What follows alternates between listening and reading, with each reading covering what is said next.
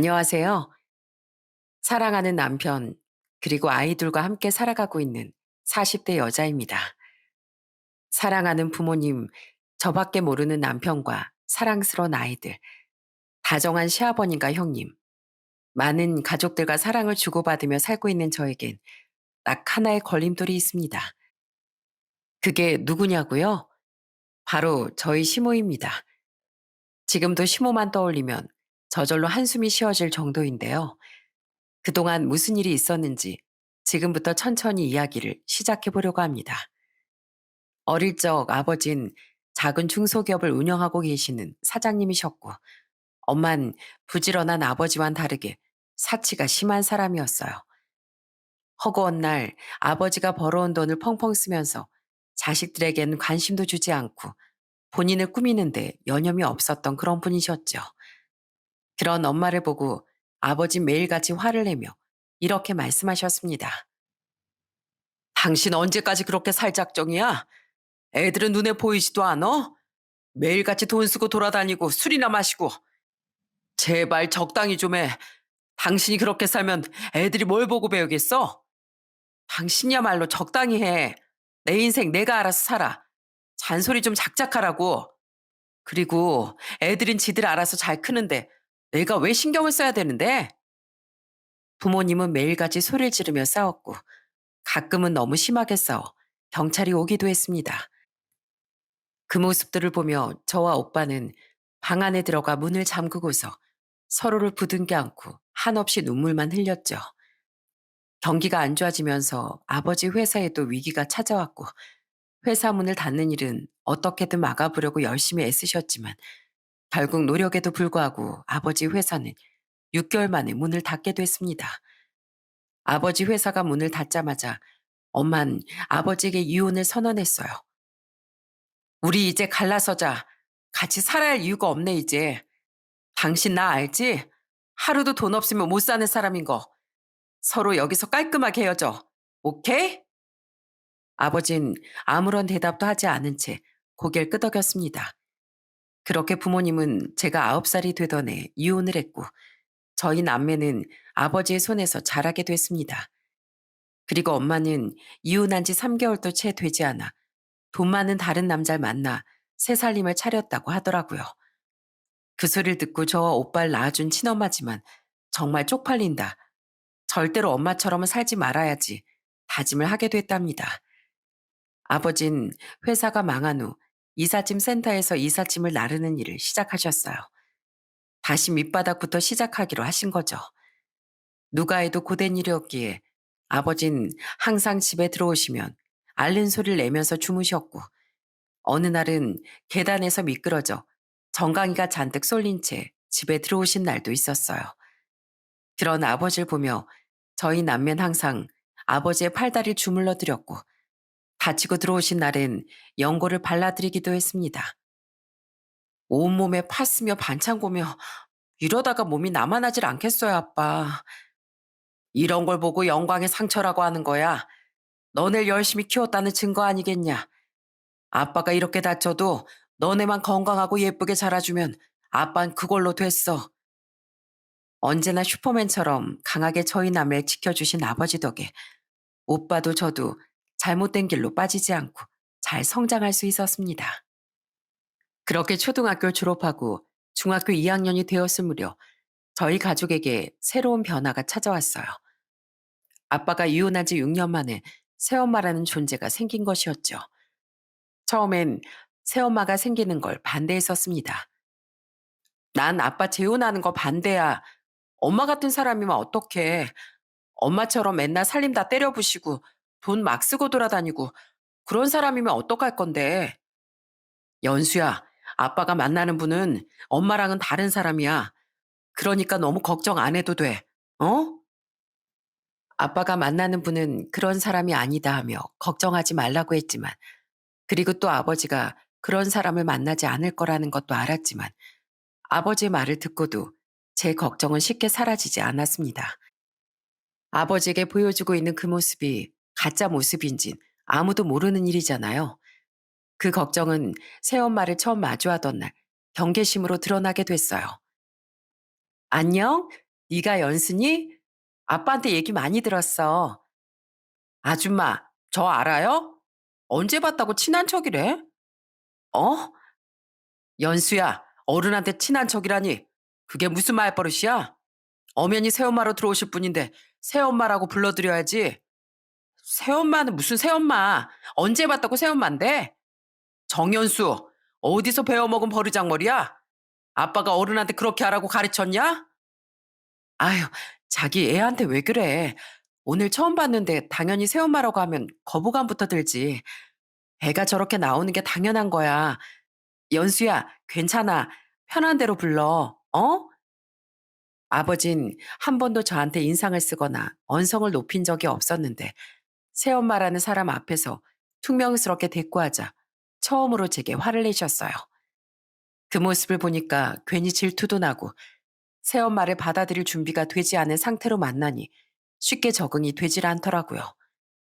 그날 이후 새엄마는 아버지와 혼인신고를 마친 후 함께 살게 됐습니다. 새엄마는 매일 아침마다 교복을 예쁘게 다려주고 아침 밥상을 차릴 때면 제가 좋아하는 반찬으로만 올려놓는 등 계속해서 저와 친해지려고 하셨습니다. 하지만 전 그 모습을 정말 필사적으로 밀어내고 거부했어요. 누가 교복 다려달라고 부탁했어요? 안 다려주셔도 되니까 제 교복 건들지 마시고 저 원래 아침 안 먹으니까 헛수고하지 마세요. 야, 정현수, 너 왜 거짓말해? 너 삼시세끼 다 챙겨 먹잖아. 아침 안 먹고 가면 집중 안 된다면서 아침밥은 꼭 먹고 가는 게 왜 거짓말을. 오빤 조용히 해.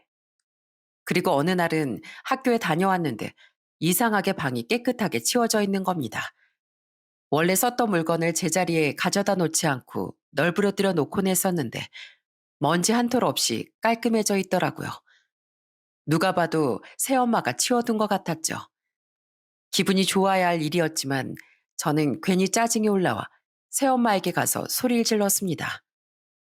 아줌마가 제 방 청소하셨어요?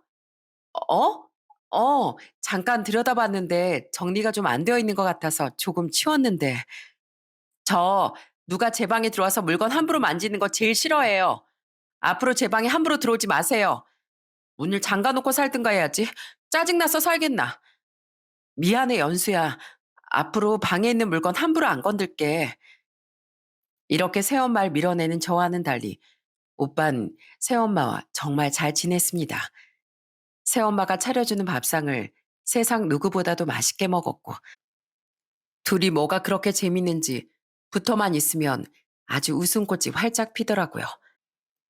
그리고 새엄마가 가족이 된 지 몇 달이 지난 어느 날 오빤 조용히 제게 다가와 이렇게 말했습니다. 너 언제까지 그렇게 할 거야? 내가 뭘 어쨌는데 언제까지 새엄마한테 그렇게 할 거냐고. 이제 마음 좀 열 때 되지 않았어? 계속 아줌마라고 부르는 건 좀 아니지 않아? 뭐라 부르든 말든 그건 내 마음이잖아. 새엄마도 친엄마처럼 될까봐 불안한 네 마음 이해 못하는 거 아니야. 근데 이제 좀 받아들였으면 좋겠어. 새엄마 마음 따뜻하고 정말 좋은 분이셔. 네 걱정도 많이 하시고 하나도 안 궁금하니까 오빠나 실컷 엄마라고 불러. 내가 뭐라고 부르든 참견하지 말고. 그 시기에 하필이면 사춘기까지 찾아와 저는 꽈배기 마냥 한없이 베베 꼬이고 비뚤어지고 있었습니다. 죽어도 마음을 열 수 없을 것 같던 새엄마와 가까워지게 된 것. 그로부터 3개월이라는 시간이 지났을 무렵이었어요. 여느 때와 같이 자전거를 타고 등교를 하던 날이었습니다. 그날따라 하필 늦게 일어나 평소보다 속도를 내어 자전거 페달을 밟던 그 순간 느린 속도로 골목을 지나가던 차와 부딪혀 교통사고가 나게 됐어요. 다행히 크게 다치진 않아 병원에 실려가 간단한 치료를 받고 누워있는데 어디선가 우당탕 소리가 들리더니 누가 제 이름을 애타게 부르는 게 들려왔습니다. 연수야, 연수야. 선생님, 저희 연수 어디 있어요? 애타게 부르는 눈물 젖은 목소리의 주인공은 바로 새엄마였습니다.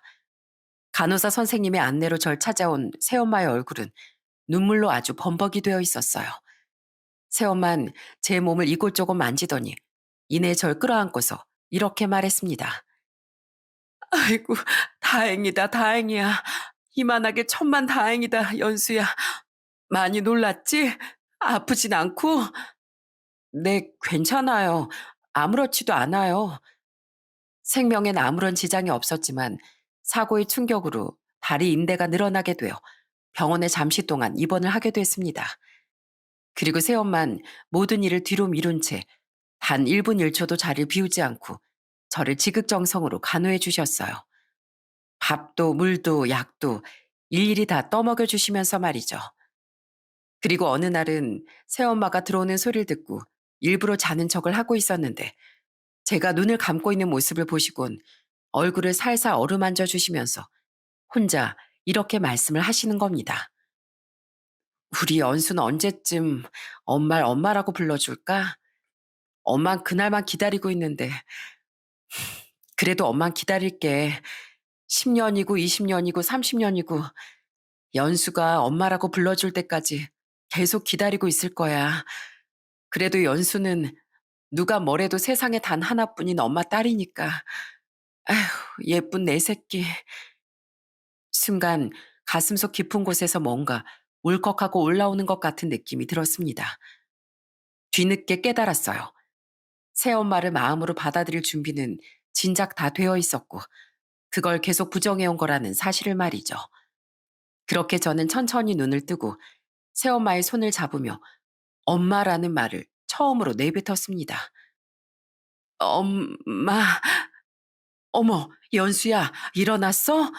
미안해. 엄마 때문에 깼지? 근데 방금 뭐라고 한 거야? 엄마라고?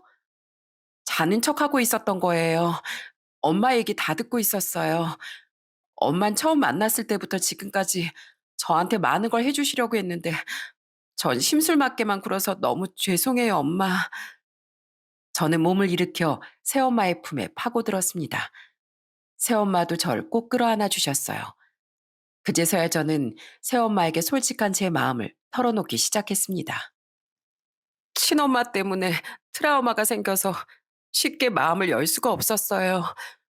친엄마는 일주일에 수도 없이 경찰이 찾아오게 만들었고 욕짓거리 하면서 집안 살림을 다 때려 부수곤 했어요.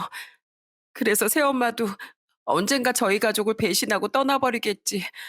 그래서 우릴 또 불행 속으로 밀어 넣어버리겠지 생각했어요. 그래서 계속 마음을 못 열고 방황했던 거였어요. 죄송해요, 엄마. 괜찮아, 연수야. 사람이 트라우마에서 벗어나는 게 얼마나 힘든 일인데. 엄만 다 이해해. 언제가 됐든 마음을 열어줄 거라고 생각하고 있었는데 기다린 보람이 있네. 고마워, 예쁜 내 딸. 이렇게 다 얘기해줘서. 저희는 그날 모든 마음을 털어놓고서 서로 부둥켜 안고 한참을 소리 없이 울었어요. 그리고 이제는 새엄마를 아주마가 아닌 진짜 엄마로서 받아들이기로 마음을 먹었답니다.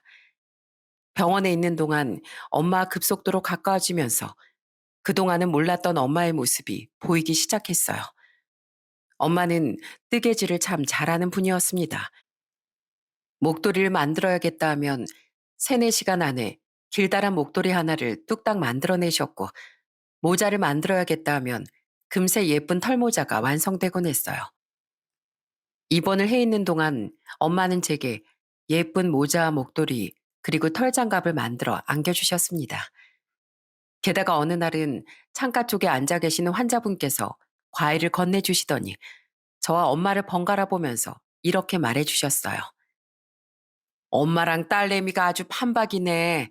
똑 닮았어 아주. 모녀끼리 사이가 좋으니 얼굴도 닮아가나 보다.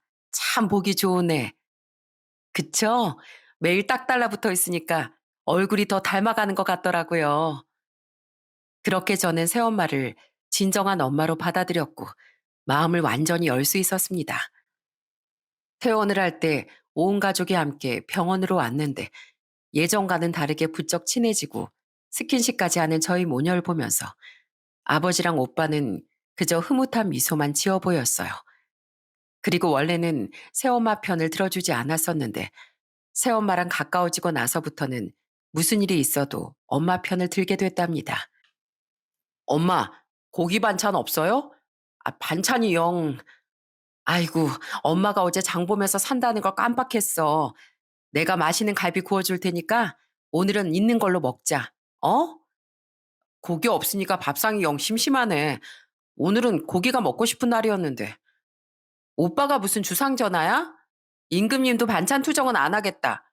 오빠가 음식하는 것도 아니면서 뭔 불평불만이 그렇게 많아. 그 나이 먹고도 반찬 투정하는 거야? 날 좀 본받으란 말이야. 얼렐레? 너 뭐 잘못 먹었냐? 언제부터 엄마 편 들었다고? 난 계속 엄마 편이었거든? 한 번만 더 반찬 투정하면서 툴툴거려봐. 아주 그냥 투덜거리지도 못하게 입을 꼬매버릴 거니까. 오빠 나 알지? 나 한다면 하는 사람인 거. 진짜 한 번만 더 투덜거리면 반지꼬리 가지고 와서 입 꿰매버린다? 그래. 군말 없이 먹으라니 그렇게 해야지. 그렇게 사랑 가득한 저희 남매가 아무 탈 없이 잘 자라는 동안 부모님에게도 작은 변화들이 찾아왔습니다. 오빠가 대학에 들어가고 제가 고등학교 3학년이 됐을 무렵 아버진 이삿짐 센터에서 일을 하시다 경험과 노하우를 바탕으로 원룸, 투룸 위주로 이사를 진행하는 작은 이삿짐 센터를 차리게 됐고 엄마는 지인을 통해 작은 전통시장에서 생선 장사를 시작하게 됐어요. 엄마가 생선을 팔기 시작하시면서 저희 집 밥상에도 다양한 생선 요리가 정말 많이 올라왔는데 특히 엄마가 해주신 갈치조림과 고등어구이, 동태찌개 같은 요리들은 말이 필요 없을 정도였습니다. 시간이 흐르고 흘러 직장을 다니는 성인이 된 저에겐 작고 소소한 취미 하나가 생겼습니다. 바로 엄마가 만든 생선 요리에 소주 한 잔을 기울이면서 수다를 떠는 것이었어요. 아버지와 오빠는 술 자체를 마실 줄 몰랐기에 엄마와 함께 한잔하는 것이 소소한 낙이었답니다. 엄마가 만들어준 매콤한 갈치조림을 먹으면서 씁쓸한 소주 한 잔을 탁 털어넣으면 지상 낙원이 따로 없었어요. 같이 술잔을 기울일 때면 엄만 항상 제게 언제쯤 결혼을 생각하고 있는지 만나는 사람은 없는지 물어보곤 하셨습니다. 딸, 요새 만나는 사람 없어? 요즘 젊은 친구들은 다들 연애하고 돌아다니느라 바쁜데 우리 딸은 그런 것도 없네. 엄마, 언젠가 내 옆에 백마탄 왕자님 같이 멋진 사익감 짠하고 나타나면 그때 정식으로 소개시켜 드릴 테니까 그때까지만 좀 기다려 주세요. 아, 엄만 내가 어떤 사익감을 데리고 왔으면 좋겠어요?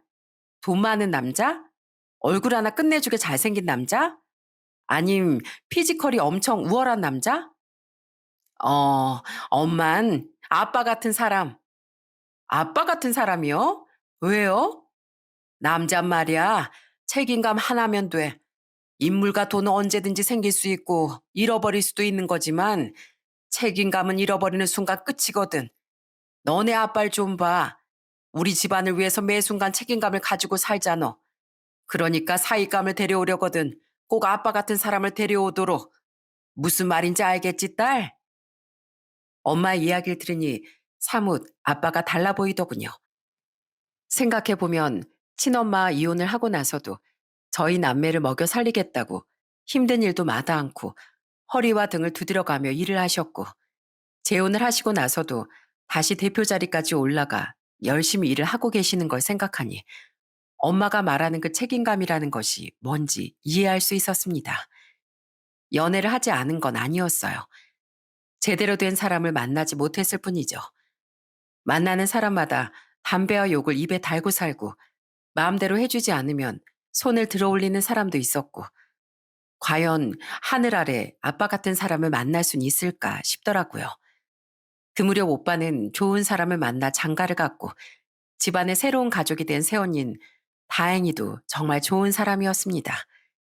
좋은 짝을 만나 결혼을 한 오빠를 보니 저도 저렇게 살고 싶다라는 생각이 들긴 하더라고요. 그리고 어느 정도의 시간이 지났을까 저도 꿈에 그리던 이상형에 딱 들어맞는 사람과 연애를 시작하게 됐습니다. 저보다 3살이 많았던 그 사람은 나무같이 우직한 사람이었어요. 힘들 땐 기대어 올 수 있게끔 품을 내어줬고 뭔가 하나를 시작하면 끝을 보려는 성격을 가지고 있었죠. 말 그대로 아빠 같은 사람이었습니다. 저희는 1년 6개월 정도 연애를 한 뒤 결혼을 약속했습니다. 저희 집에선 두말할 것 없이 남편을 정말 좋아했어요. 엄마가 말한 아빠 같은 남자가 딱 저런 사람이야. 남자가 저렇게 진중한 맛이 있어야지. 아유, 우리 딸내미는 언제 결혼하나 목 빠지게 기다리고 있었는데 드디어 우리 집에도 좋은 사윗감이 들어왔구나. 남편이 인사를 드리고 난 이후 저도 시댁으로 처음 인사를 드리러 갔습니다. 시누이는 캐나다에 살고 있어서 상견례 때 한국으로 오기로 했어서 시부모님만 따로 만나 뵙게 됐어요. 아버님께선 환히 웃으며 저를 진심으로 맞아주셨는데 시모는 제가 마음에 들지 않는지 위아래로 훑어보면서 냅다 반말을 하더라고요. 아휴, 우리 영훈이랑 1년 반 정도 만났다고 그랬나? 얼마 만나지도 않았구만. 혹시 사고 친 건 아니지? 아니에요, 어머님. 그런 걱정은 안 하셔도 될 것 같아요. 그래, 뭐 아니면 됐고. 그나저나 부모님은 어떤 일을 하시니? 아버진 작은 이삿짐 센터를 운영하고 계시고요. 어머닌 근처에 있는 전통시장에서 생선 장사하고 계세요. 뭐? 이삿짐 센터? 시장에서 생선을 팔어? 우리 집안이 아주 폭삭 망하긴 했나 보다. 이렇게 말도 안 되게 가난한 집안이랑 사돈을 맺고 예전 같았음 우리 집안 쳐다도 못 봤을 텐데 내 팔자야. 아유, 말년 팔자가 더러우니 며느리 복도 없네. 당신 예비 며느리 앞에서 뭔 소리 하고 있는 거야? 말 좀 가려서 하지 못해? 내가 뭐 틀린 말 했수? 그리고 식도 아직 안 올렸는데 며느리 무슨 얼어 죽을. 엄마, 무슨 말씀을 그렇게 하세요? 아무리 그렇다고 해도 처음 보는 사람한테 하실 말씀은 아니죠. 얼른 연수한테 사과하세요. 사실을 말해도 난리네 정말. 그래, 뭐 기분 나빴으면 미안하게 됐다. 오늘은 아무래도 날이 아닌 것 같으니까 다음에 다시 데리고 올게요. 연수야 일어나 데려다 줄게. 뭐가 어떻게 된 건지 당황스러운 마음을 뒤로한 채 남편과 함께 급하게 집 밖을 나섰는데 저희를 따라 나오신 아버님께서 제 손에 10만 원을 쥐어주시며 제게 이렇게 말씀하셨어요. 많이 당황스러웠죠? 내 마누라라지만 가끔 저렇게 행동할 때마다 정말 한숨이 절로 나온다니까. 이걸로 우리 아들이랑 맛있는 거라도 사 먹어요. 오늘 힘들게 왔을 텐데 맛있는 거 하나 먹이지도 못하고 이렇게 보내서 미안해요. 아니에요, 아버님. 돈 안 주셔도 괜찮아요. 끝끝내 아버님은 제 손에 돈을 쥐어주셨고 저희는 아버님이 주신 돈으로 근처 고깃집으로 들어가 가볍게 소주 한 잔을 기울이면서 이야기를 나눴어요. 술을 기울이면 진심이 저절로 나온다고 하잖아요. 남편은 그동안 제게 한 번도 하지 않았던 가정사에 대해 이야기를 하기 시작했습니다. 아버진 불과 5년 전까지만 해도 회사 대표 자리에 계셨어. 우리 가족은 평창동에서 시가 30억짜리 주택에 살았었고, 우리 가족은 아버지 덕분에 온갖 걸 다 누리고 살았어. 아버지가 고용한 운전기사에 집안일은 가정부 아주머니가 다 해주셨거든. 덕분에 엄만 손에 물 한 방울 안 묻히고 온갖 호의호식은 다 누리고 살았어. 정말? 평창동이면 정말 어마무시했겠는데? 근데 우리 아버지 회사가 기울어지기 시작하면서 상황이 달라졌지. 집도 팔고 차도 팔고 그때 지금 집으로 이사 오게 된 거야. 원래 부잣집 사람들이 한순간 망하면 미쳐버린다고들 하잖아. 엄만 그때 그 기억에서 못 벗어나고 계신 거야. 결국 회사는 부도가 났고 아버진 이전에 거래하시던 거래처에 들어가 직원으로 일하고 계셔. 자존심도 다 내려놓고서 그런 일이 있었구나. 많이 힘드셨겠다, 아버님도. 아버진 가장이니까 견딜 수 있다고 하시는데 답답한 건 어머니지. 언제까지 저러실런지 한숨밖에 안 나와. 일이라도 좀 해보시면 좋겠는데 그것도 하기 싫다고 하시고 아무튼 자기가 이해를 좀 해줬으면 좋겠어. 힘들면 꼭 말하고. 알겠어. 힘들면 말할 테니까 걱정하지 마. 남편에겐 이렇게 말하긴 했지만 사실상 남편과 시아버지가 시모와 조금이라도 비슷한 사람이었다면 저는 아마 이 결혼을 하지 않으려고 했을 거예요. 길고 긴 사연을 듣고 나서는 시모의 상황을 조금이라도 이해하게 됐고 우여곡절 끝에 상견례를 진행하게 됐습니다. 상견례 땐 아버님과 남편 그리고 캐나다에서 온 시누이까지 합세 시모에게 신신당부란 건지 제가 처음 인사를 갔을 때처럼 행동하진 않더라고요. 그런데 뭐가 마음에 들지 않는 건지 계속해서 똥 씹은 표정을 짓고 한숨을 푹푹 내쉬기도 했습니다. 저 사부인, 어디 불편한 곳 있으세요? 아까부터 한숨을 땅이 꺼져라 푹푹 내쉬고 계시길래. 아, 저희 집사람이 속이 조금 불편한가 봅니다. 항상 소화가 안 되고 답답하면 한숨을 내쉬는 버릇이 있어가지고요. 죄송합니다.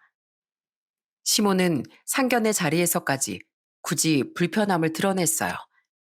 아버님이 아니었다면 상견례의 분위기도 완전히 싸해질 뻔했답니다. 우여곡절 끝에 저희는 축복 속에서 결혼식을 올리게 됐고 부모님께서 집사하는 데 쓰라며 1억을 보태주신 덕분에 제가 모아놓은 돈과 남편이 모아놓은 돈 그리고 대출을 조금 껴서 나름 괜찮은 평수의 신혼집을 구할 수 있었습니다. 저희는 결혼 직후 허니문이 생겨 큰아들을 낳았고 2년 후 작은 아들을 낳아 온전한 가정을 이루었습니다. 항상 아이들을 데리고 갈 때마다 아버님께선 눈에 하트를 붙여두시고서는 저희 아이들을 굉장히 예뻐해 주셨고 캐나다에 살고 계시는 신우도 한국에 올 때마다 보행기며 유모차며 아기옷이며 온갖 것들을 저희 부부에게 선물해 주곤 했어요. 아버님도 형님도 그리고 저희 부모님과 오빠도 저희에게 뭐 하나라도 더 해주지 못해 난리였는데 딱 하나 시모만 저희에게 뭔가를 받아내려고 했습니다. 대표적인 것으로 용돈이 있었어요. 예, 내가 이런 말하면 좀 쪼잔해 보일 것 같아서 말 안 했는데 너 다달이 주는 용돈 말이다. 너무 적다는 생각 안 드니? 네? 아, 저흰 딱 적당하다고 생각했는데 30만 원이 부족하신 거예요, 어머님? 그걸 말이라고 하니? 30만 원을 누구 코에 갖다 붙여? 너 솔직히 말해봐라. 나한텐 꼴랑 30만 원 주면서 너네 부모님한테 용돈 더 얹어주는 거 아니야? 아, 궁금하시면 통장 내역이라도 공개해 드릴까요? 됐다. 내가 네 통장 봐서 뭐하니? 긴 말할 필요 없고 오늘 40만 원 통장으로 더 보내라.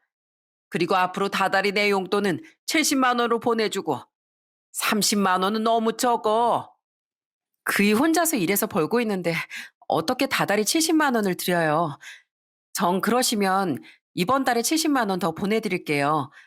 그럼 딱 100만 원이니까 충분히 쓰시겠죠? 그리고 이번 달에 아껴 쓰시다가 다음 달에 30만 원 보내드리면 안 쓰신 돈까지 합쳐서 넉넉하게 쓰실 수 있잖아요. 그걸 지금 말이라고 하는 거냐? 주기 싫으면 차라리 주기 싫다고 말이라도 하던가. 돈 아끼려고 하는 거 다 보인다. 이래놓고 지네 부모가 돈 더 달라고 하면 군말 없이 덥석덥석 주겠지. 하여튼 간에 며느리란 것들은 뭔? 결혼할 때 남편과 양가 부모님들께 다달이 30만 원씩 용돈을 드리기로 합의를 본 부분이었기에 시모의 막무가내 행동이 굉장히 어이가 없었어요. 너무 당연하게 70만 원씩 내놓으라고 맡겨놓은 것처럼 얘기를 하니 줬던 30만 원도 도로 뺏고 싶었습니다. 시모의 욕을 들어주지 않으니 그날 밤 또 전화가 오더라고요. 너 내가 40만 원 더 보내라고 했지? 내 말이 우습게 들리냐? 아니요. 제가 말씀드린 방식을 별로 마음에 안 들어 하시는 것 같아서 그냥 안 드리는 게 낫겠다 싶었어요. 남편이랑도 이미 얘기 다 끝났고요. 왜요, 어머님? 뭐 문제 있으세요? 아유, 됐다, 됐어. 너랑 대화를 할 바에야 벽이랑 말하는 게 낫겠구나. 그날 이후 저를 향한 시모의 쪼잔한 복수가 이어졌습니다. 어느 날은 갑자기 대낮부터 대뜸 전화가 와서 제게 대뜸 어이없는 시비를 걸더라고요. 너 왜 나한테 전화 안 하냐? 어머님, 이틀 전에 저희 통화했잖아요.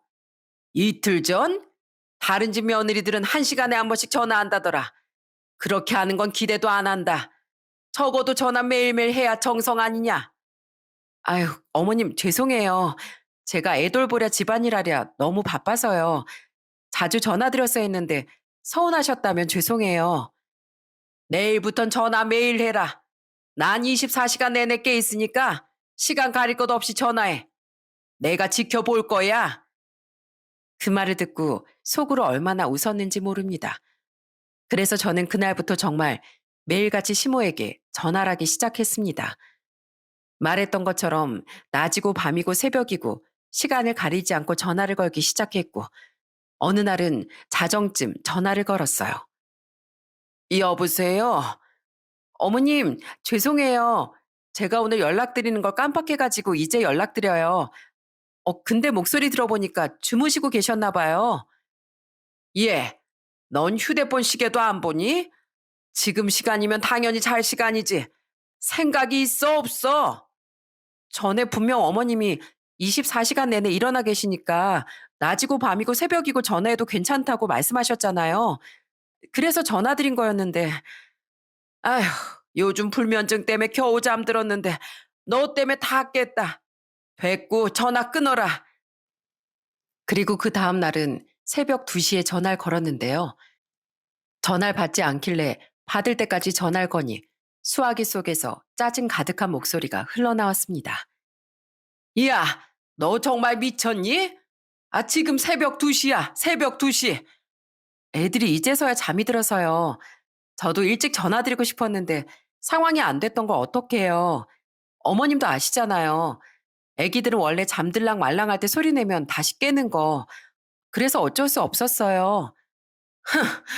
너 딱 봐도 일부러 이러는 거구나. 맞지? 내가 시험 맞을 좀 했다고 지금 복수하는 거지. 어머님, 무슨 말씀을 그렇게 섭섭하게 하세요. 복수라뇨. 전 어머님이 괜히 서운해하실까봐 이 시간에라도 전화드린 건데 안 그러면 내일 전화해서 불같이 짜증내실 거잖아요.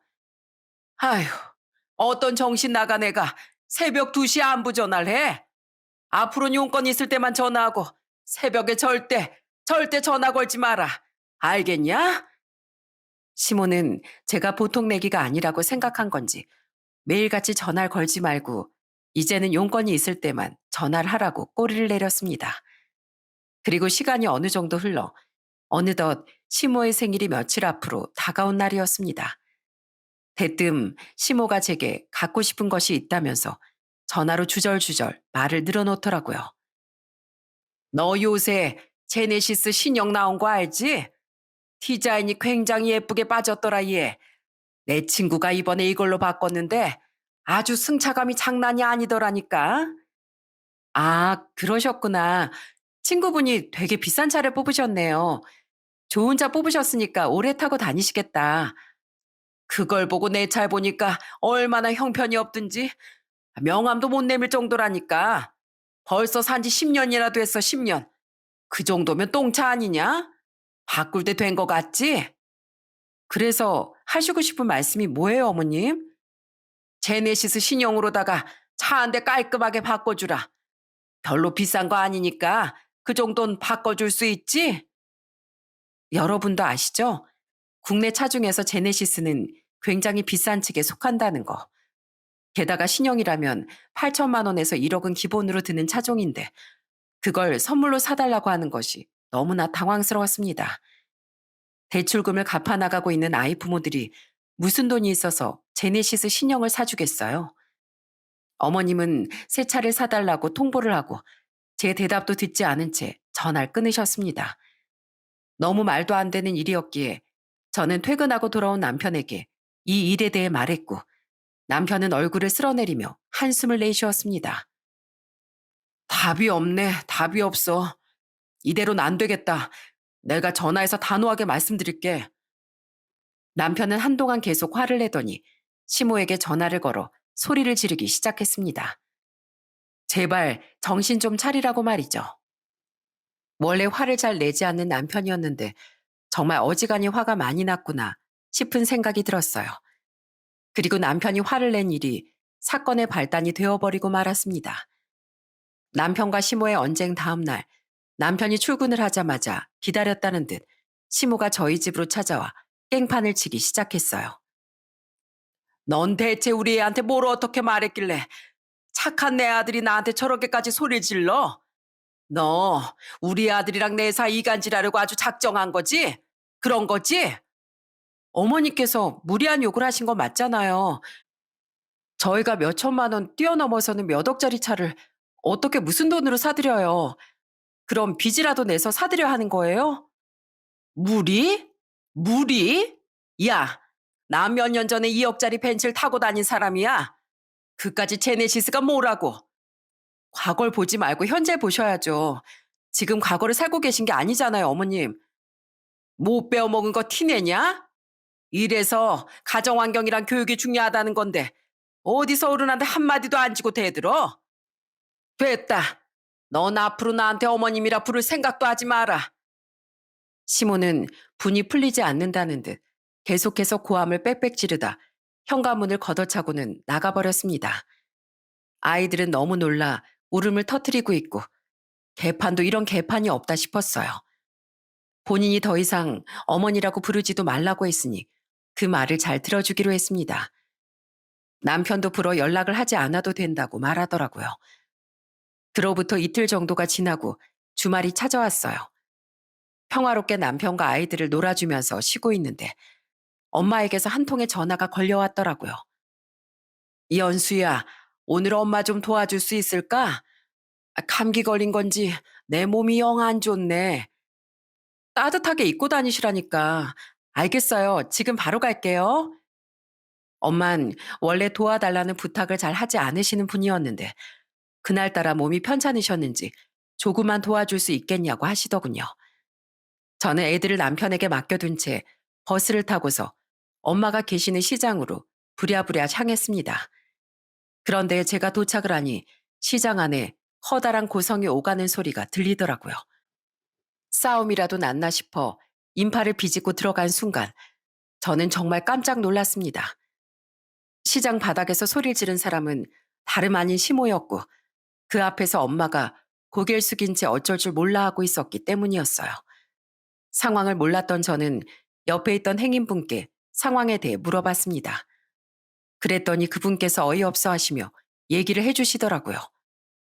저기 생선 파는 이모가 소리 지른 아줌마 보고 반갑다면서 손을 내밀었는데 뭔 다음에 안 될 게 다 한 것 마냥 꽥 하고 소리를 지르더니 비린내가 나니 마니 하고 소리를 지르는 거 있지? 보아하니 생전 시장이라고 나 안아 본 사람 같은데 여긴 대체 왜 왔대? 시모는 매일같이 마트나 백화점에서 장을 보던 사람이었는데 왜 시장에 와 있는지 이 상황이 도무지 이해가 가지 않았습니다. 결국 전 많은 사람들을 비집고 들어가 언쟁을 벌이는 엄마 시모에게로 다가갔어요. 지금 뭐 하시는 거예요? 네가 이 시간에 여기 왜 있냐? 여기서 뭐 하시는 거냐고요? 여기 사람들 몰려 있는 거 안 보이세요? 니네 엄마가 감히 날 만지지 않니? 생선 만진 손으로다가 오늘 모처럼 내가 아끼는 향수 뿌리고 왔는데 더러운 생선 잡내 다 배게 생겼다고? 그거 좀 잡는다고 냄새 안 배겨요. 고작 그것 때문에 지금 저희 엄마한테 이 난리를 피고 계신 거예요? 뭐? 엄마? 야, 입은 삐뚤어져서도 말은 바로 해야지. 내가 뭐 아무것도 모르는 줄 아니? 니네 아빠 능력 없어서 친엄마 도망가고 계모 밑에서 자랐다면서? 나 다 알아. 계모한테 엄마라니. 누가 보면 나 아주 엄만 줄 알겠다. 지금 말 다 하셨어요? 아니, 아직 다 안 했다. 어린 게 어디서 어른한테 눈을 새파랗게 뜨고 못 배워 먹은 거 집에 들이는 게 아니었는데 너 들어오고 나서부터 되는 게 하나도 없어. 시모는 분에 못 이겨 저를 확 밀쳤고 저는 그대로 엄마가 팔고 계시던 생선 바구니 위로 나동그라졌습니다. 우당탕 소리를 내며 넘어지던 그 순간 뒤에서 큰 소리가 들려왔어요.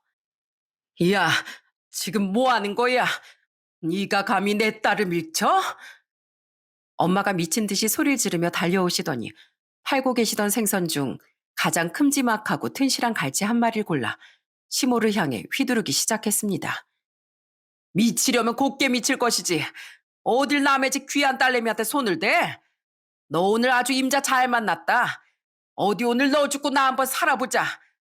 아이 무식한 여편네가 갈치로 사람을 두들겨 팬다 동네 사람들. 여기 무식한 여자가 사람을 죽이려고 하네. 아이고. 엄마를 말리는 사람이요?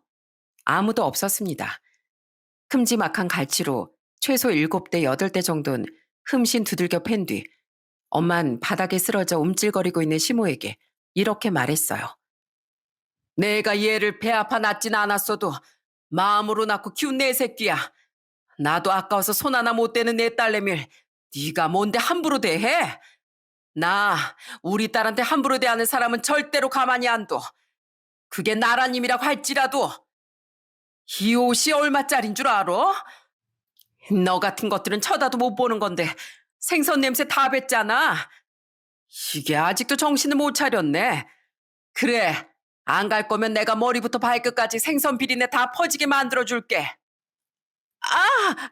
갈게요. 간다고요. 그만, 제발 그만.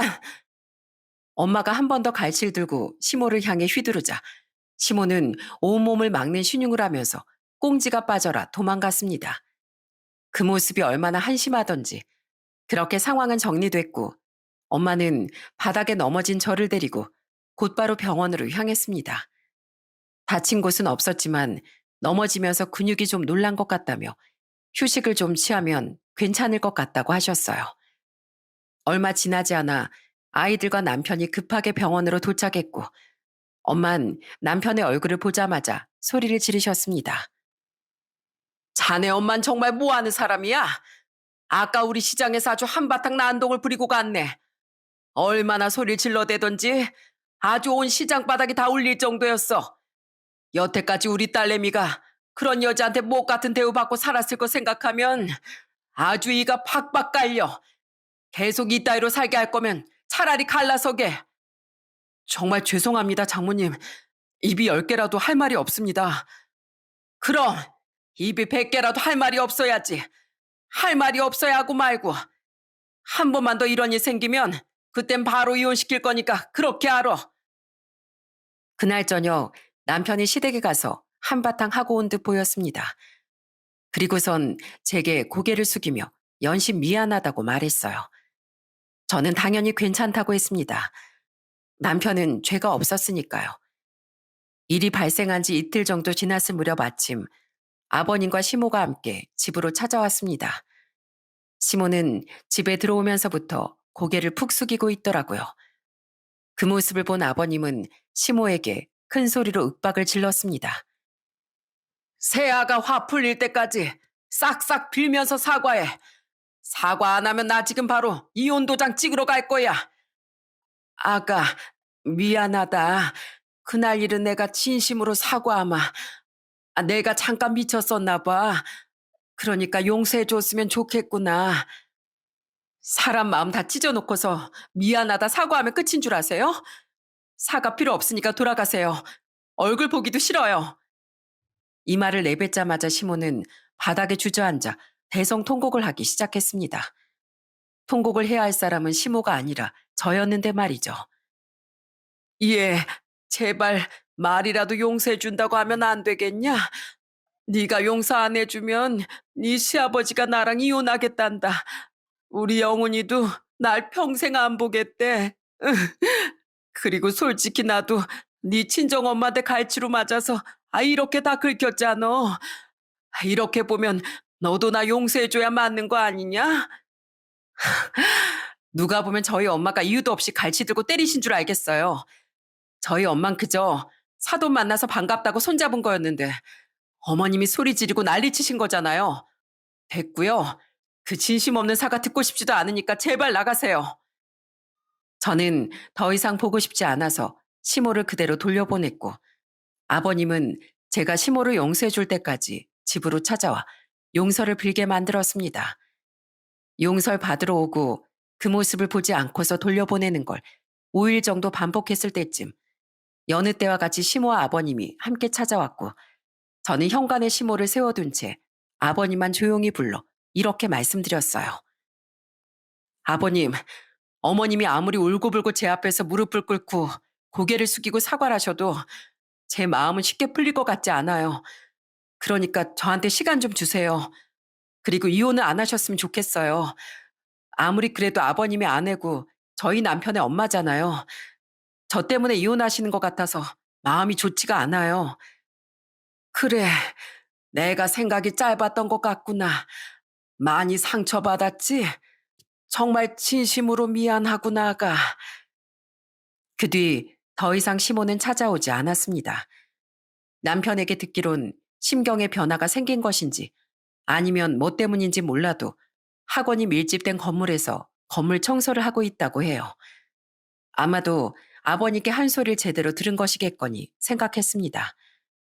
그리고 간간히 저한테 문자가 오기를 1,000원짜리 하나 버는 게 이렇게 힘든지 몰랐다고, 제 마음을 몰라줘서 미안하다, 이런 문자의 내용이었습니다.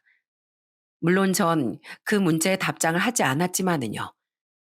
시아버지 남편을 생각하면 이제는 시모랑 좀 잘 지내볼까 생각도 들지만 친정 엄마 저한테 했던 걸 생각하면 고민이 되는 것이 사실이에요.